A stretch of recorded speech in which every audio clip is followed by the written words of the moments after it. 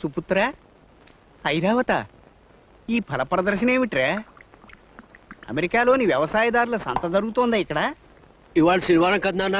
అయితే శనివారం భోంచేద్దాన్నావు కదా, పలహారం చేస్తున్నాను. పలహారం అంటే ఒకటో రెండో పళ్ళు తినడమే తప్ప అమెరికాలో నెల రోజుల దాకా ఎవ్వరికి పళ్ళు దొరకకుండా నువ్వు మింగేయడం కాదు. అది నాకు తెలియదు నాన్న. నీకు మాట ఇచ్చాను, మాట నిలబెట్టుకున్నాను. వద్దురా బాబు, నీకు దండం పెడతాను. దయచేసి మాట తప్పి మామూలు అన్నమే తిను. ఈ పళ్ళ కంటే అన్నమే చౌక. బాబు, నీ క్షుత్తుకి నా జోహార్లు, నీ జీర్ణశక్తికి నా జేజేలు. వద్దు, ఇంకా ఈ పళ్ళగోల మర్చిపో. మామూలుగా భోజన కార్యక్రమం నిర్వర్తించు. మరి వెంకటేశ్వర స్వామి ముందు ప్రమాణం చేయించావు. వచ్చే శనివారం పిట్స్బర్గ్ వెంకటేశ్వర స్వామి గుడికెళ్ళి అపరాధ క్షమ కింద జరిమానా కట్టుకుంటాను.